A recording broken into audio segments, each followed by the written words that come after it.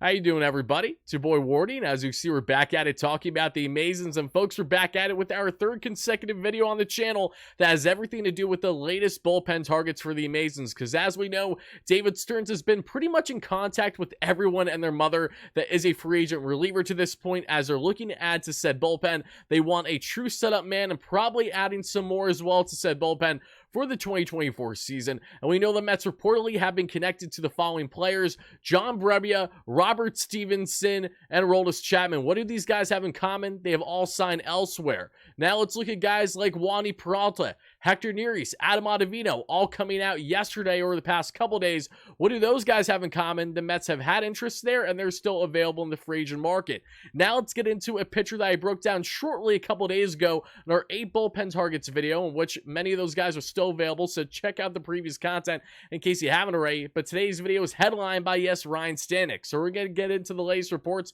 Where did they stem from? Who exactly is Ryne Stanek, the flamethrowing right-hander? What could he bring to the Mets as potentially their next setup man for the 2024 season? And everything in between is what we'll be breaking down. But before I do that, make sure to smash that like and subscribe button for your boy, as it is the easiest and best way to support the channel. And thank you all so much in advance. And also thank you all so much in advance for hearing from today's video sponsor.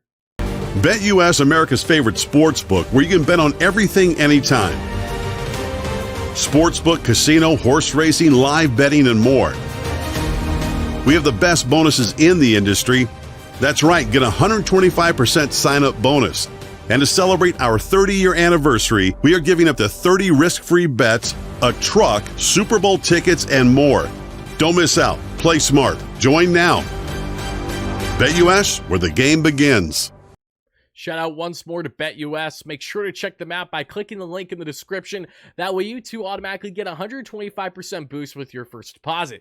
That means if you deposit, say, $100, you automatically get $225 to work with. Is that easy? If you're looking for your overs, your unders, your money lines, your spreads, your parlays, whatever you want in your sports betting needs, BetUS has you covered. They're safe, secure, and reliable. NFL playoffs continue this weekend. Make sure you get in on the action if you haven't already. If you prefer NBA in season, NHL in season, or if you want to wait till we do some unique WardyNYM parlays for the Mets this regular season, again, make sure you get in on the action for all those great things. And shout out once more to BetUS for being a great sponsor on the channel. But guys, gals, I want to know your initial reactions, thoughts, comments, questions, and concerns to the news that, yes, the Mets are connected officially to Joe DeMaio and James Shiano's favorite reliever out there in the free agent market. Of course, James, a good friend of mine from the Mets podcast. Joe, good friend of mine from the Mets pod as well. We've all liked Ryne Stanek, and for good reason. So where do these reports stem from? They, of course, come from Mark Feinsand, good reporter for MLB, states the following: the Mets have interest in right-hand pitcher Ryne Stanek as a bullpen option. Per source,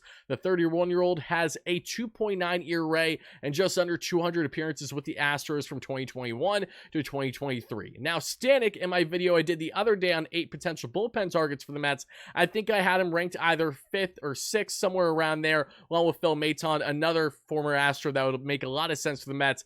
Stanek is very appealing, and it's not only because the guy touches 100 on the gun, is one of the best flame-throwing right-hand relievers in all Major League Baseball, and has an animosity and a short temper on the mound equivalent to Mad Max, and then some, where he's going to go right back at the ump. He's going to go right back at an official or a player without a problem. I love the spice. I love the snarl. Give me that in Queens as Edwin Diaz is setup man every single day of the week. But outside those few factors, why I like Ryne Stanek, like I said, the stats show he's a pretty darn good reliever, and he is a bulldog, a guy that you can count on in a lot of different unique situations if you are the Mets here in the 2024 season. So let's get into it. As you see from Stanek's stat line down below, of course, had just over a 4 ERA this past season, a 2.9 ERA in total over the past 3 years, a sub-4 expected ERA. And what do I like is that, yes, even though he sat around a 9K per 9 to over 3 walks per 9 this past season, he is known for a decent walk rate. That's something that the Mets will have to work with.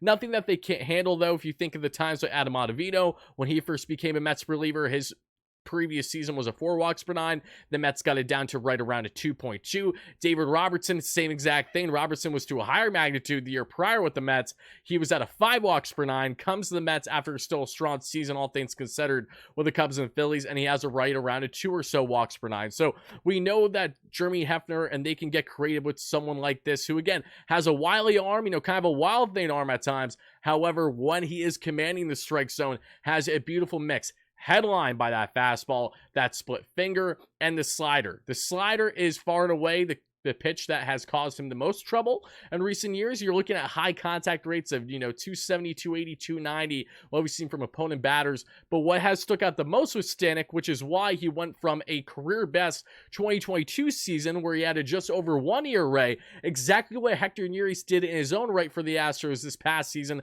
a just over 1 ERA, but expected numbers a full 2 runs more.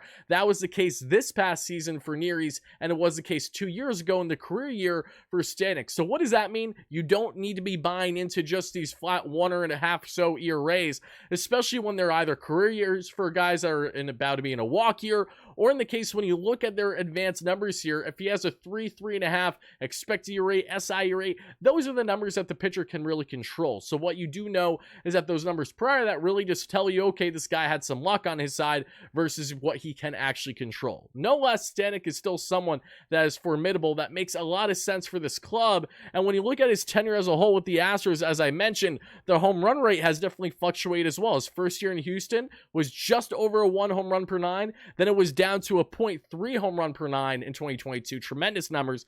Then jumped a full home run higher that we saw with a 1.4 home run per 9 in 2023. Another thing that Stanek would certainly like to work on as a true bulldog in this bullpen, who again could be the setup man for Edwin Diaz. But going back to what I meant to say earlier, what has changed so much with Stanek, and that slider in particular I just lost as I was getting on my own little tangent here, is that in the 2022 season, his slugging that for opponent batting average was just over 300 versus 2023 was over 500. So there was right around a 200-point differential worse in 2023 on the slug than there was in 2022. What does that mean? It means that unfortunately for Stanek, he was barreled and had a higher contact rate that we saw there in 2023. So again, a little bit of a down year in comparison to 2022, but still a very effective reliever. Again, a guy who gets extension. And more importantly, what I love so much, and I mentioned this in the beginning of the show with Ryne Stanek, what stands out a lot about him isn't as much the extension as it is, again, it's the attitude, it's the snarl, and also showing up at big moments. This is someone who has 8 quality innings for the Astros over the past couple of years and their deep playoff runs, including helping them win a championship, as we know, and of course falling short in playoffs this past season. Stanek knows what it takes to win. He knows what it takes to be in a more analytically driven bullpen, which is what the Astros are known for.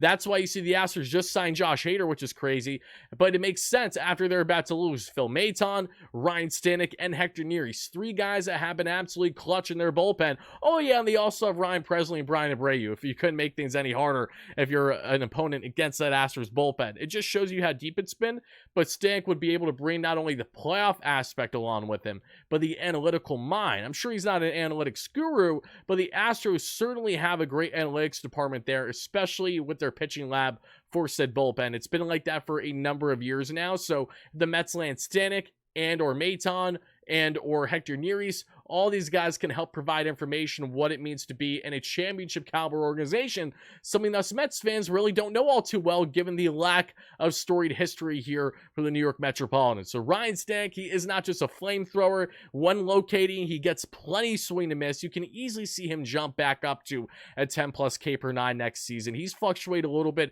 with his K rate throughout his career, but again, just commanding that zone will be the big thing, but he really can be a nice bridge, if you will, there to Edwin Diaz from the 8th to the 9th inning. 2 guys that touch a hundo on the gun without a problem, and in high leverage situations, those are the kind of guys that I'm trusting. There's a lot of relievers out there that I do like currently this free agent market, and Ryne Stanek is up there among the favorites. So Mets fans, whoever you're a fan of, let me know your thoughts down below. How do you feel about the Mets going out of their way and pursuing Ryne Stanek right now in this bullpen market? As I mentioned, according from Andy Martino of SNY himself, they have been connected to quite literally everyone and their mother that is a free agent reliever. The Mets are going no stone unturned, which is the right move to make. But now it's a matter of actually landing these guys, because a lot of Mets fans, plenty of you watching this video, are fed up with the rumors. They're fed up with the reports. We want to see action, because we already got pitchers and catchers reporting right around a month away. So Mets fans, thank you so much again for watching. Stay tuned for consistent coverage on all things Mets all offseason long. And until then, have a great rest of your night, day, evening, whenever you're watching this.